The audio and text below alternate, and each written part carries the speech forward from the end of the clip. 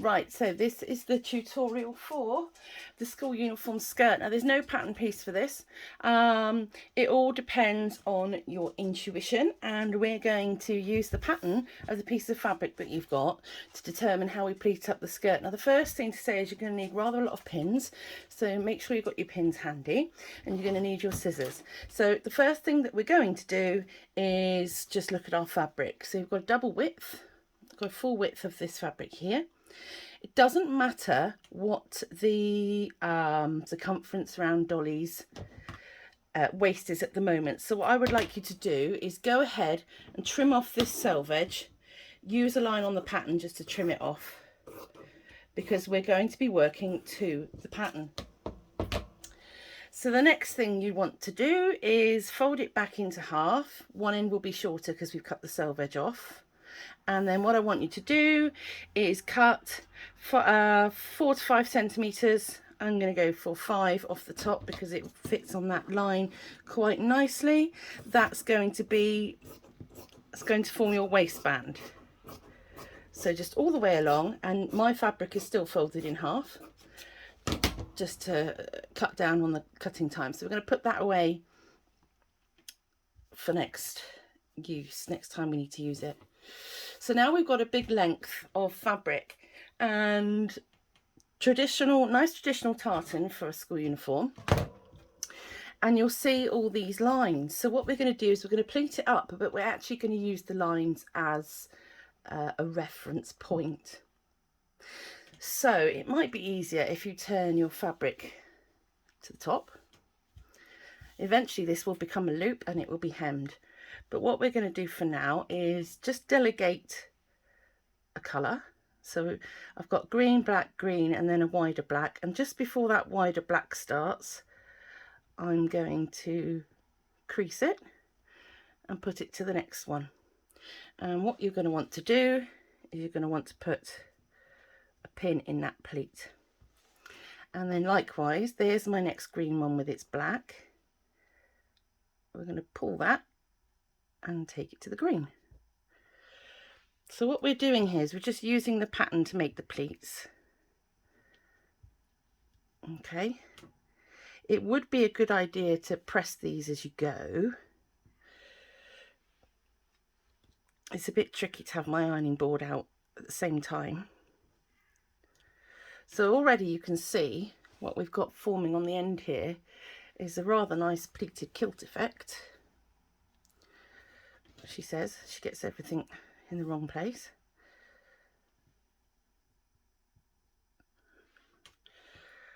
So you can see how this is starting to make a skirt. And we'll just keep going with this.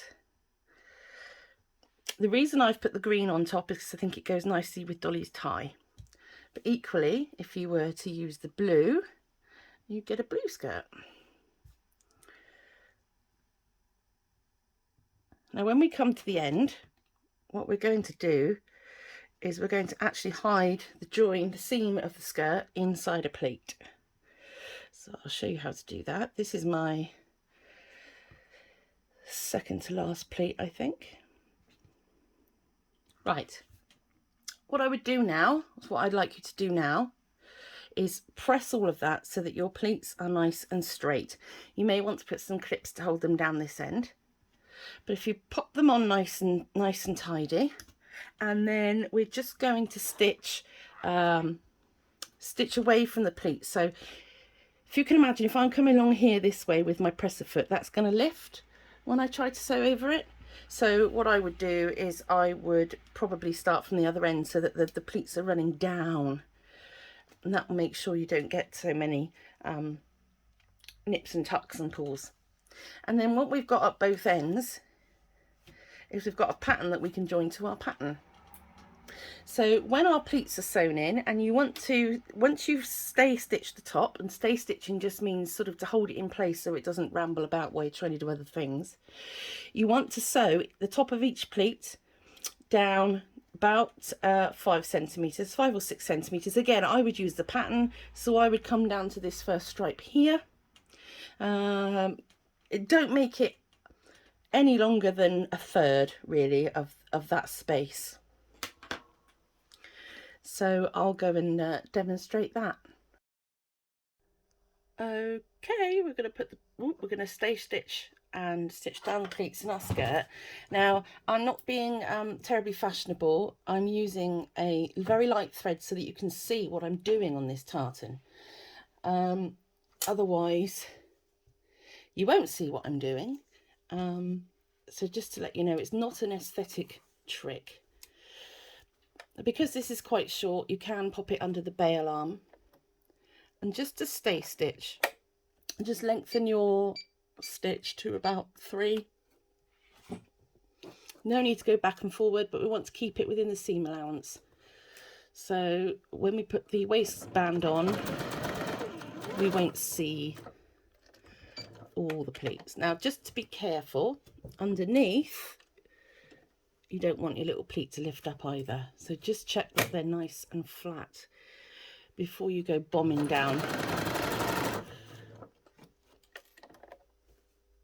So we're just going to stay stitch this. These aren't stitches that we're going to take out later. They'll just stay in there. If you're doing it by hand, just make sure you're running stitches quite long.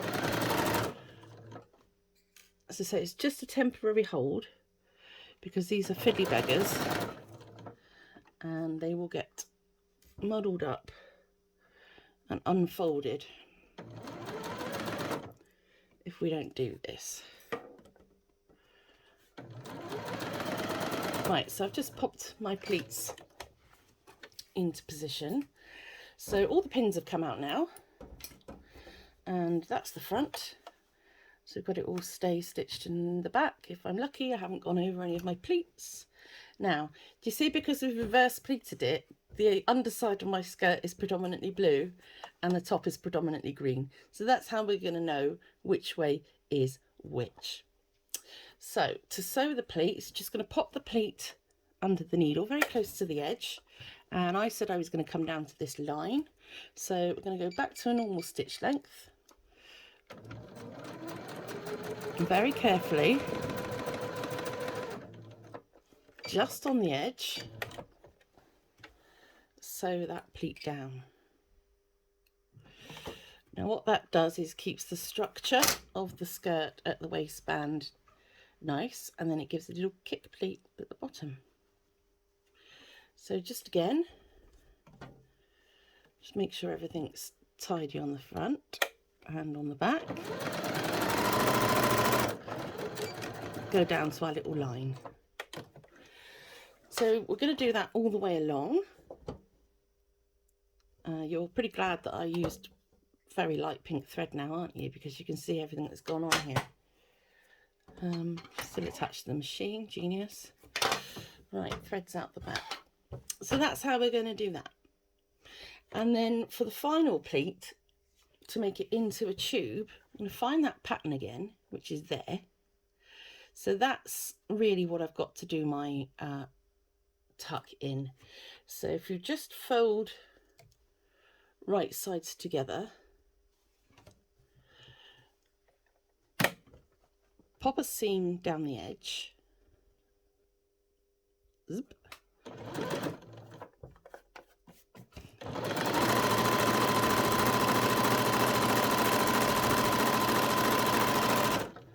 neaten that seam either with your pinking shears or with a zigzag stitch and press it open, because what we're going to do is turning the skirt the right way out.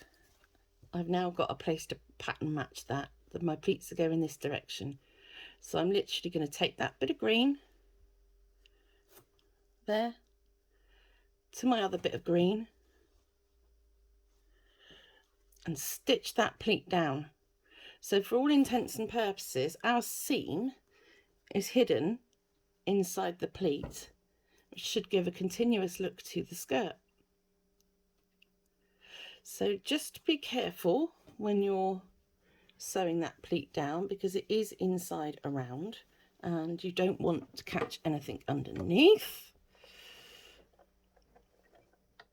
And again, with all the other pleats, just going to check underneath, and we're just going to sew that pleat down to that mark.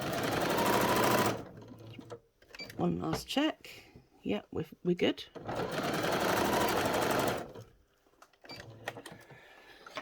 There we go. So our seam is hidden inside the pleat. And this one will be sewn down, obviously. So what we need to do now is pop our waistband on. So let's consider that I've done all of the pleats. And what we're going to do is we're going to measure round the circumference here. Okay, so measure your skirt. So if I actually just wangle my camera down here, mine is 13 centimeters. So you want to add 2 centimeters, and that makes 15. So if yours measures 16, you're going to add 2 centimeters to make 18, etc., etc. So what did I say mine was? Well, I'm twisting away. Let's call it 13. So I'm actually going to need my waistband to be cut at 15 centimeters. So I'll just grab it. And the reason we add 2 centimeters on is because we've got a 1 centimeter allowance for seams, and so we will need 1 centimeter each side to join into a waistband. Incidentally, mine measures 13, so it's actually 26 because that's only half of it. So ignore all of that, it'll be 28 because I'm a wombat and I wasn't concentrating. So you need double, just like that. Put the other bit, maybe I'll make something out of that later. Matching hair bow or something for Dolly, be quite sweet.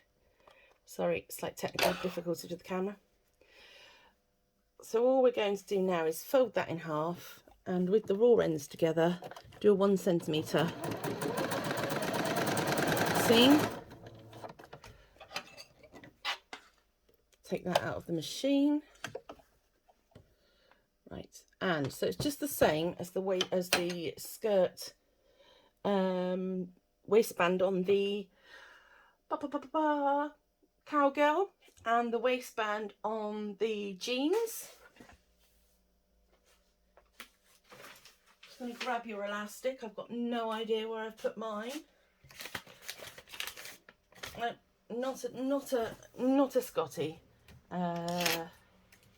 Is it under here? Yep, found it. Bro. It will be in the bag with all your buttons. So we'll just take out our elastic. Now, what you need to do with your elastic is you need to measure around Dolly's tummy, and then you need to take off 5 centimeters. So my Dolly is about 26 from memory.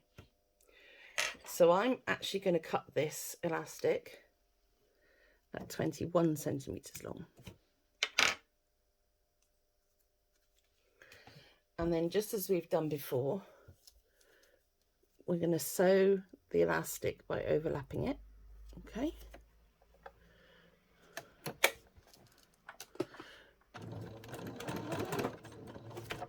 Not quite under there, under the feed dogs. If it won't move, pull the back threads. There we go. Bit fiddly, isn't it?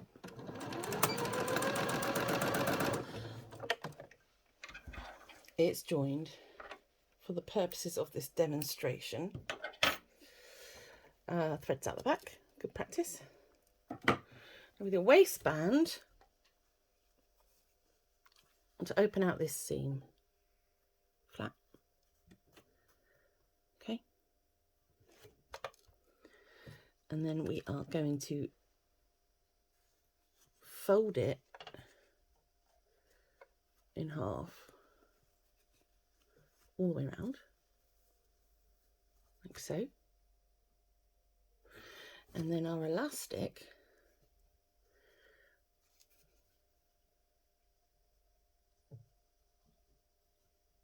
oops, fiddly, and I've got a camera in front of my face. our elastic is going to sit inside the channel like so, and we're just going to stitch that shut very near to the edge to hold it in place. Don't sew over your elastic while you do this.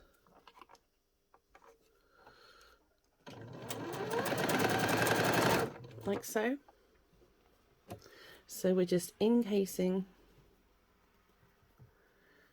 that elastic. There we go.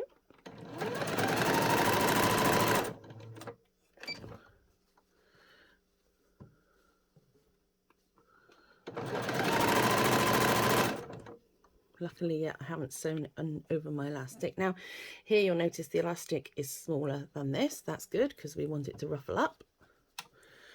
Want it to be attractive and gathered. So just keep going and forget about the elastic, because the elastic will move around and stretch, and you can pass it over and under, and it'll be fine.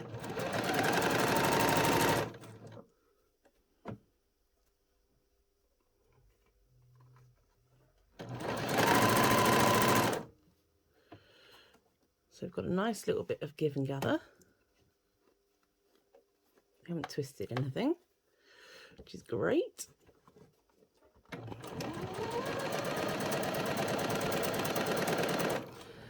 Bingo. So that's the waistband made. Just take off those threads. Right, now the theory is, because we measured the skirt, that this will be exactly the width of this. Yes. So with your stitch line on your waistband facing up and your skirt waistband facing up, and pass the waistband over the skirt so the skirt's inside, and then finding the centre back seam, that will be the back of your skirt. So what we're going to do now is we're going to stitch all those layers together, minding our pleats on the inside. Here we go. You can in fact just follow the line of your stay stitching. And if you follow the line of your stay stitching, then you know you're not going to see any stitching on the front. Genius.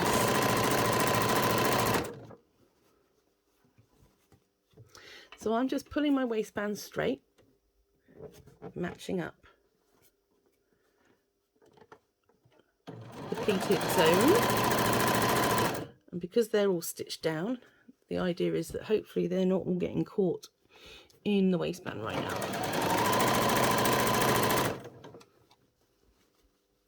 Look, it's perfect, perfect fit. Just make sure we're all lined up, which we are.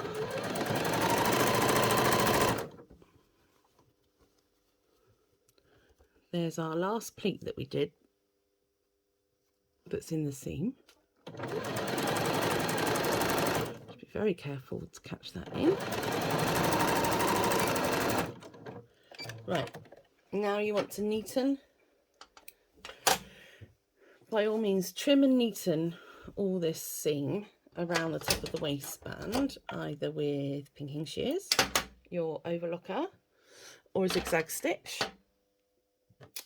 So let's imagine that I've done that, and we've got a little pleated skirt. Check it out.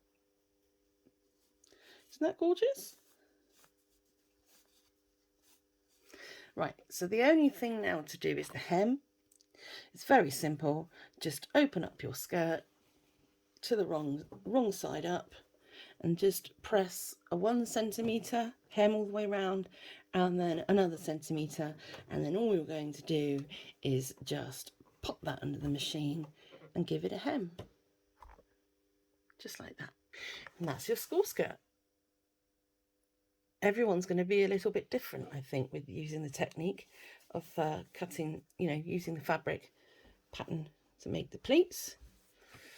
But there we go.